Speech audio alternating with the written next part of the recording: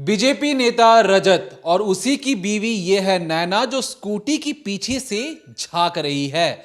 लेकिन जो नैना है उसकी जो लाश 40 किलोमीटर दूर जंगल के भीतर पत्थरों से दबी हुई मिलती है।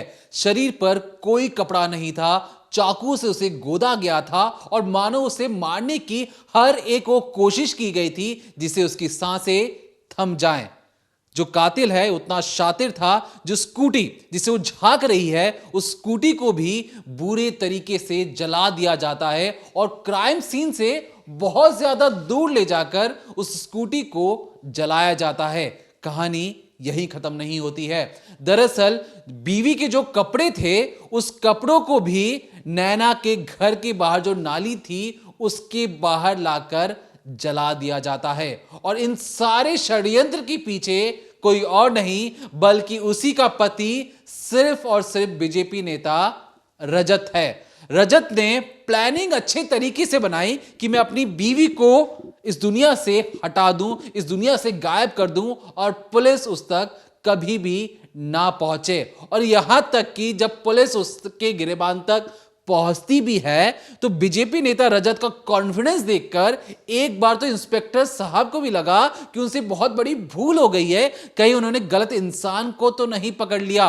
क्योंकि जो बीजेपी नेता रजत है उसके दिमाग में जो खुराफाती जो चीजें चल रही थी वो बहुत ज्यादा मुश्किल था उसे क्रैक कर पाना। एक ऐसा केस और एक ऐसी केस स्टडी जिसे जानकर आपको हैरानी होगी कि एक मेल ईगो कितनी बड़ी चीज हो जाती है जब एक बीवी अपने पति से परेशान होकर बातचीत करने के लिए उससे जाती है। लेकिन कहानी में कई सारे टर्न एंड ट्विस्ट हैं। खुद पुलिस को भी लगा कि उनसे केस शायद सॉल्व ना हो, लेकिन जैसे जैसे परतें खुलती चली जाती हैं, बकायदा पति को बुलाया जाता है, उसकी कॉन्फिडेंस देखकर पुलिस वाले हार मानने लगते हैं। लेकिन कहानी में कुछ ऐसे बदलाव आते हैं जिसे हम जानेंगे इस डिकोडिंग क्राइम के जरिए। और ऐसी केस स्टडी सालों में एक बार आती है और इसे समझना आपके लिए बहुत ज्यादा जरूरी है।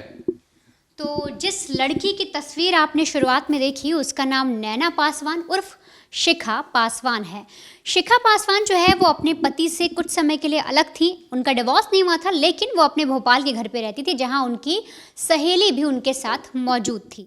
अब अगर तारीख की बात करें तो 15 अक्टूबर साल 2021 को आधी रात के समय जो शिखा है वो अपने कमरे में बैठी कुछ सोच रही है, कुछ गुनगुना रही है, शीशे को निहार रही है, अपनी खूबसूरती को निहार रही है और तभी अचानक उसकी नज़र पड़ती है अपने फ़ोन पर जो पॉपअप होता है। अब उस फ़ोन पर एक ऐसे शख्स का नंबर, एक ऐसे शख्स का मैसेज था जिसे देखकर वो मुस्कुराने लगती है और फ़ौरन वहाँ से खड़ी होकर बाहर जाने के लिए निकलती है।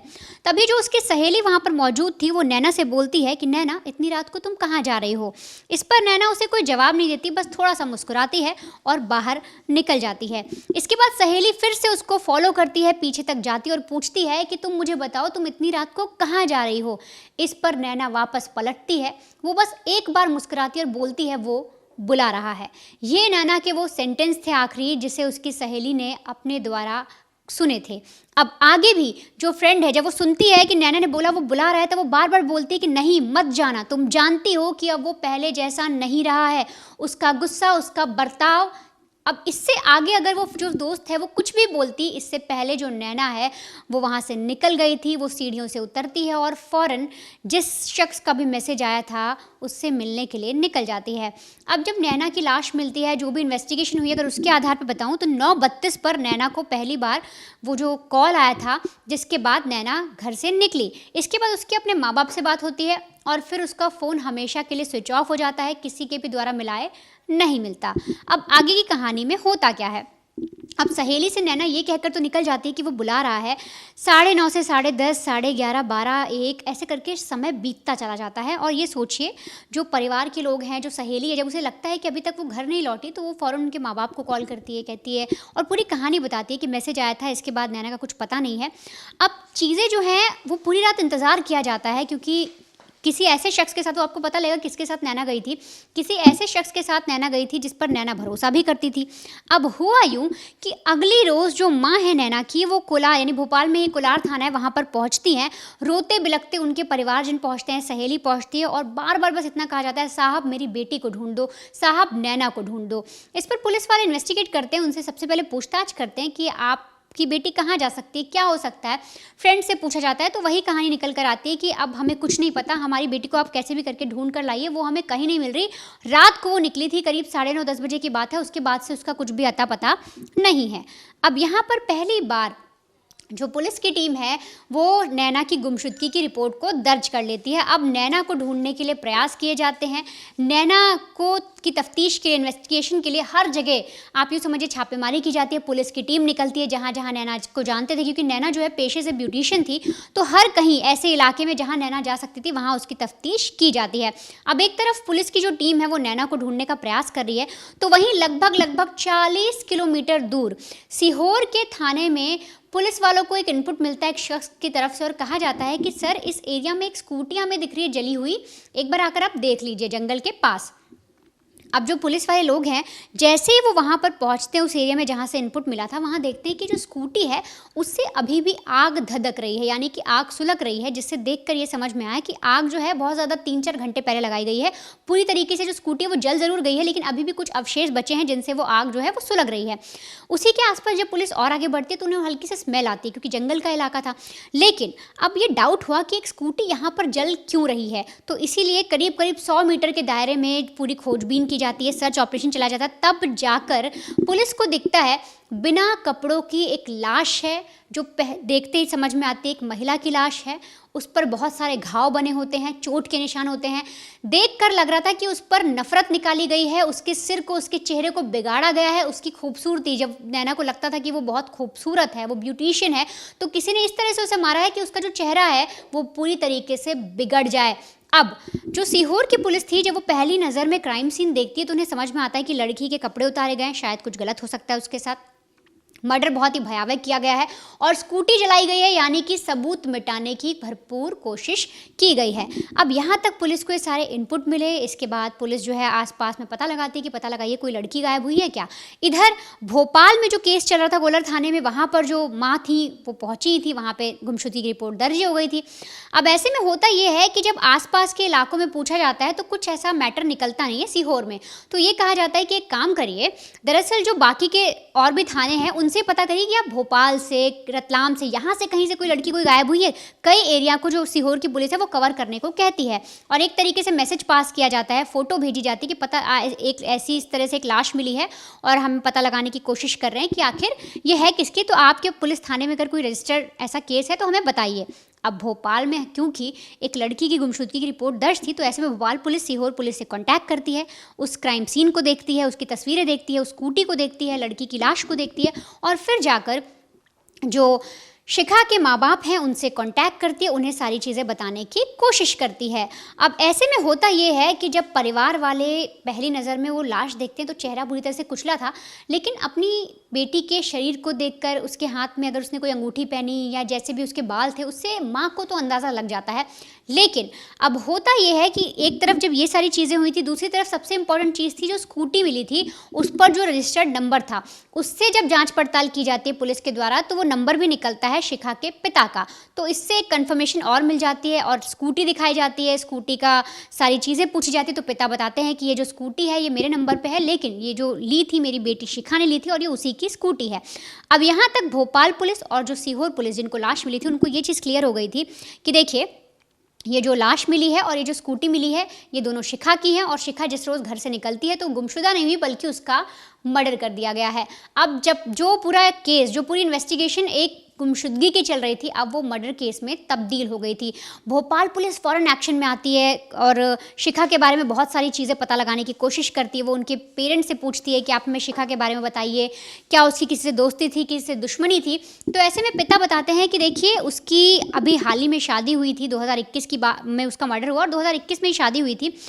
और पूरी कहानी जो पिता बताते हैं कि रजत नाम का एक लड़का है, वही बीजेपी नेता, उससे मेरी बेटी को प्यार हुआ था, दोनों की लव मैरिज है। लेकिन उसके पीछे की भी एक कहानी है कि दरअसल जब मेरी बेटी नानी के घर जाया करती थी और वहीं पर रजत जो है उसकी मुलाकात शिखा से होती है।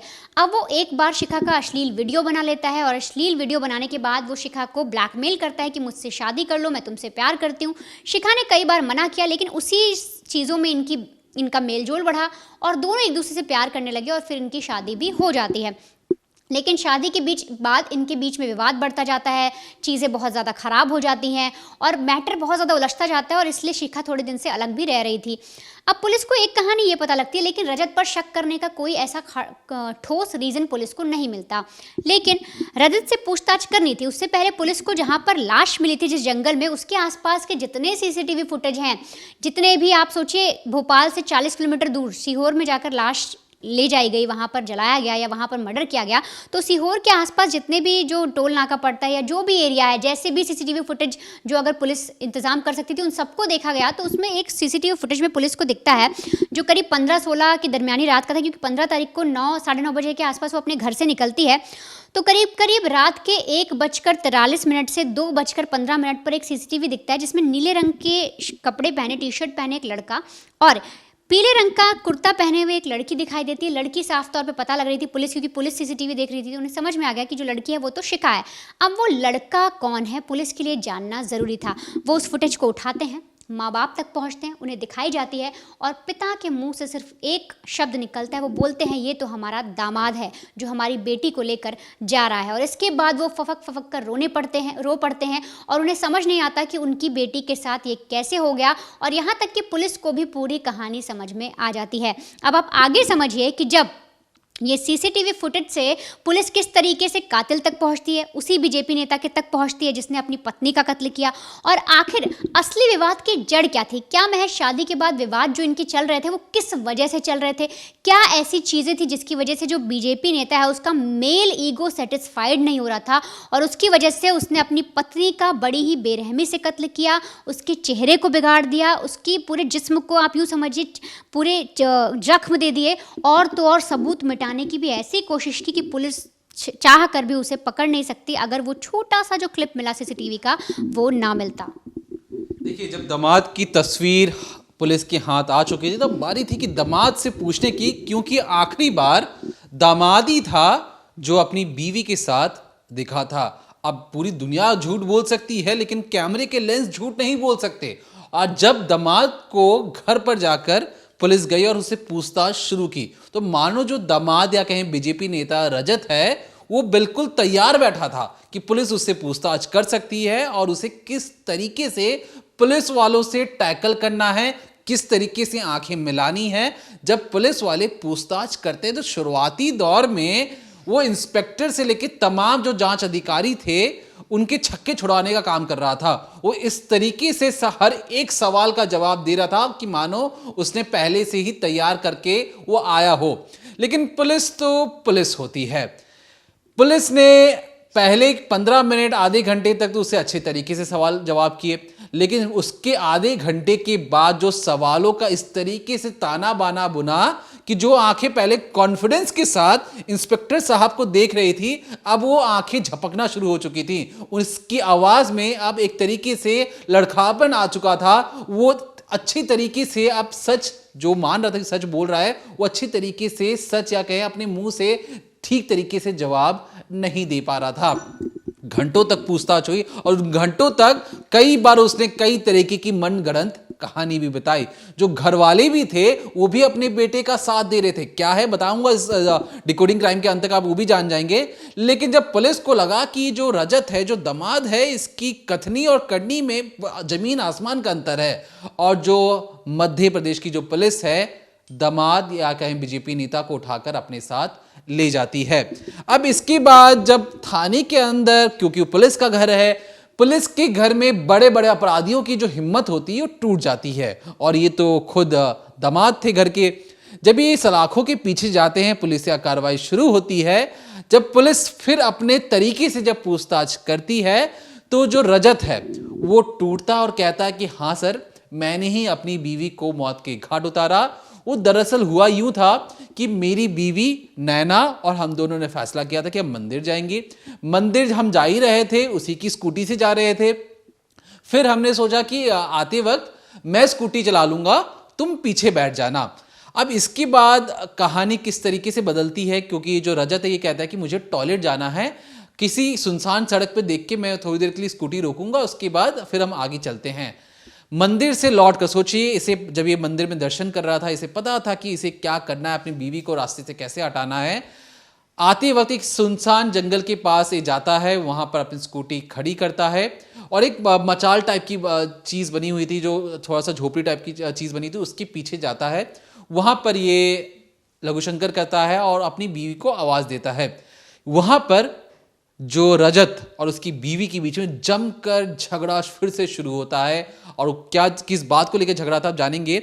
लेकिन झगड़ा जैसे शुरू होता है, ये पहले से तैयार हो गया था रजत चाकू लेकर एक ही वार में अपनी बीवी के पेट में बहुत बड़ा घाव कर देता है। बीवी उस घाव को पकड़ कर नीचे गिर जाती है।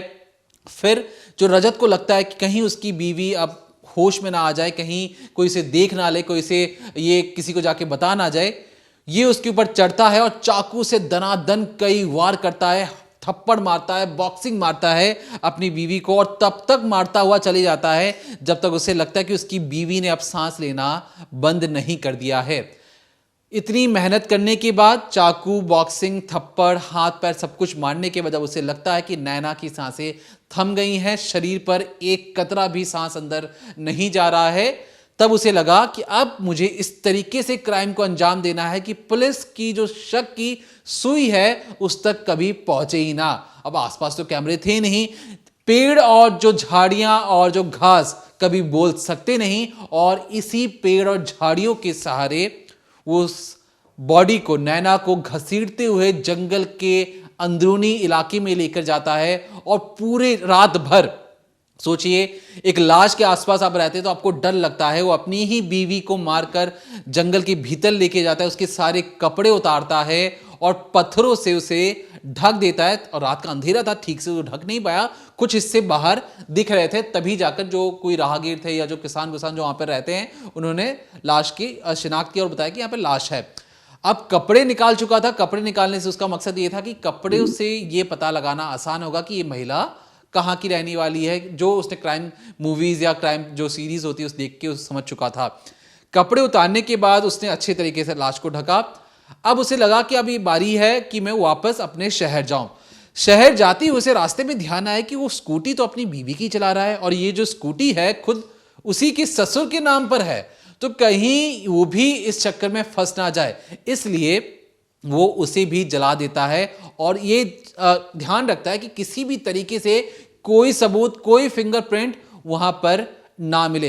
जब वो देखता है कि स्कूटी धधक धधक कर जल रही है, सारे सबूत मिट चुके हैं, अब बारी थी प्लान सी की। प्लान सी में क्या था, कपड़े अभी भी उसके पास मौजूद थे।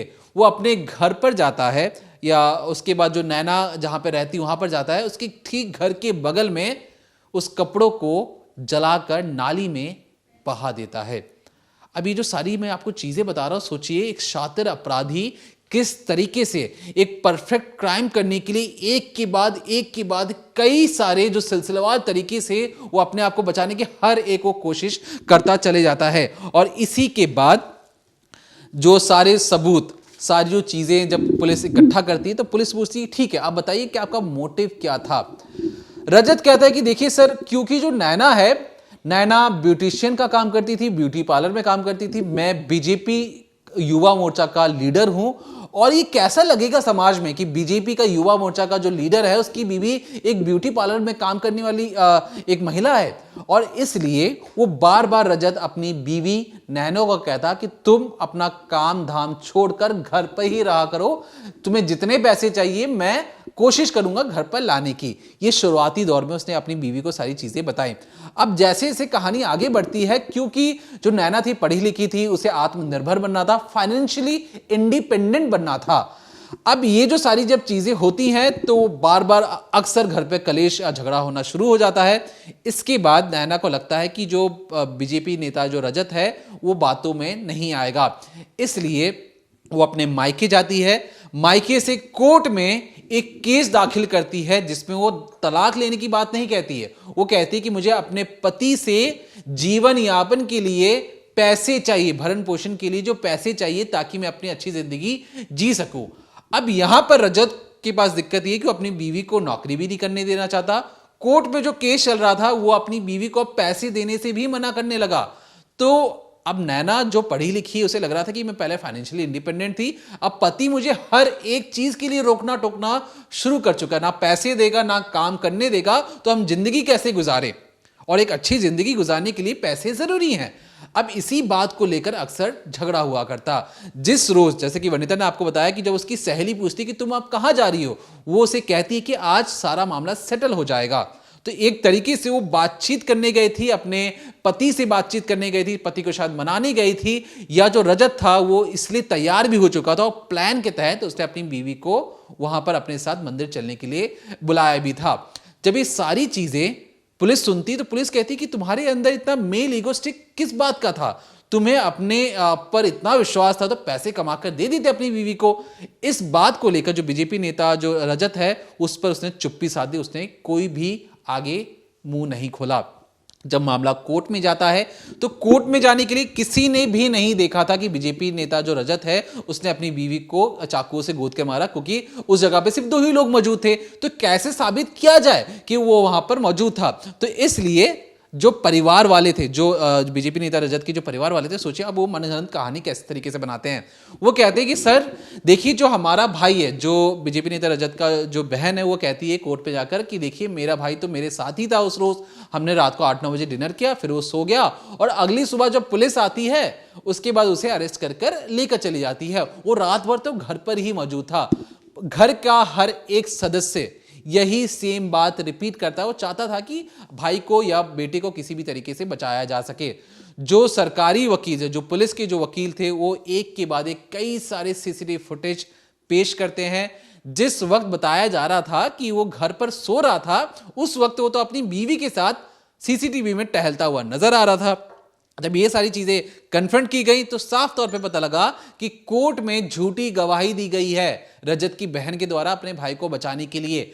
अब ये जब सारी चीजें हो जाती हैं तो इससे ये साबित नहीं होता कि अगर मैं किसी के साथ घूम रहा तो मैंने उसकी हत्या कर दी हो, लेकिन पुलिस इसके लिए भी एक गवाह लेकर आती है, जहां पर ये जो एक शख्स था, विजय आर्य नाम है, उसने बताया कि 15 अक्टूबर को रात के 9 बजे उसने आखिरी बार देखा इन दोनों को उसी जंगल के रास्ते जाते हुए। पूछा गया कि आप क्या कर रहे थे वहां पर, तो चाय की दुकान पर वो चाय पी रहा था। चाय पीते हुए इसने देखा कि स्कूटी पर 2 लोग, रजत और उसकी बीवी नैना, उसी रास्ते जंगल की ओर जा रहे हैं। तो एक तरीके से इसकी गवाही भी एक तरीके से इस केस में टर्निंग पॉइंट साबित हुई। कोर्ट में साबित हो सका कि आखिरी वक्त में मरने से ऐन पहले साथ में कौन था, तो वो था रजत। रजत के सिवा नैना के साथ कोई और मौजूद नहीं था और इसलिए रजत ही असली कातिल है। तो उसने बचने की हर एक कोशिश की हो, लेकिन आखिर में, और उसने जिस तरीके से पुलिस के सामने कॉन्फिडेंस के साथ आंखों में आंखें डालकर बातचीत करने की कोशिश की, लेकिन हर एक चीज वो नाकाम हो गई। कातिल जितना भी शातिर क्यों ना हो, चाहे झूठ फरेब की कहानी कितनी भी क्यों ना बुन ले, लेकिन जब सरकारी डंडा चलता है, खाकी वर्दी वाले जब अपनी तरीके से पूछताछ करते हैं तो बड़े बड़े लोग भी टूट जाते हैं। और जब इस तरीके से बीजेपी नेता को लगा कि उसने रसूखदार है, उसका कोई क्या बिगाड़ लेगा, कोर्ट में जो नैना के जो पिता हैं वो भी जाकर कहते हैं कि सर देखिए, इस पूरे केस में कुछ और नहीं बल्कि सीधे तौर पर ब्लैकमेलिंग का केस था, क्योंकि मेरी बेटी ब्यूटी पार्लर में काम करती थी। रजत ने उसका एक अश्लील वीडियो बना लिया था, जिसके आधार पर वो ये कह रहा था कि मैं इस वीडियो को वायरल कर दूंगा अगर तुम मेरे से शादी नहीं करोगी। तो शादी होने के बाद लड़के का परिवार उसकी जो बहू को अपनाने से मना कर देता है और जो नैना वापस मायके में आकर रहना शुरू कर देती है। तो इस पूरे कड़ी में पहली चीज कि ब्लैकमेलिंग, दूसरी चीज कि मेल ईगोस्टिक, तुम्हें काम नहीं करना, नौकरी नहीं करना, तीसरी चीज मैं कमाता हूं तो तुम्हें पैसे नहीं दूंगा, मेरे तरीके से तुम्हें जीना पड़ेगा। और एक पुरुष जो आत्मविश्वास के चक्कर में, उसको दिखाने के चक्कर में कि पुरुष ही सबसे ज्यादा ताकतवर होता है समाज में, इस दिखाने के चक्कर में उसने अपनी बीवी को मौत के घाट उतार दिया। तो फिलहाल के लिए हमारी कोशिश थी कि इस केस स्टडी के जरिए, देखिए कहते हैं कि झूठ, फरेब और कातिल कितने भी शातिर क्यों ना बुने, लेकिन वो सारी चीजें बर्बाद हो जाती हैं। कोई चीजें ज्यादा देर तक छिप के नहीं रह सकती, क्योंकि पुलिस और कानून सच की गहराइयों तक जाकर उनको पाताल से भी खींच के लेकर आते हैं बाहर अपराधियों को, और उन्हें जो विक्टिम है उन्हें इंसाफ दिलवाने का काम करती है कानून व्यवस्था। तो फिलहाल के लिए देखते हैं डिकोडिंग क्राइम, लेकिन हमारी तमाम दर्शकों से दरख्वास्त है कि अगर आपके पास भी कुछ ऐसी क्राइम स्टोरीज, ऐसी इन्वेस्टिगेटिव स्टोरी जो आप चाहते हैं कि हम आपके पास लेके आएं, तो कमेंट सेक्शन में कमेंट करके जरूर बताइए कि ऐसी कौन सी स्टोरीज आप सुनना और समझना पसंद करेंगे। हम कोशिश करेंगे उसे पढ़कर आप तक उसे लेकर आएं। तब तक देखते रहिए decoding crime, only on crime तक।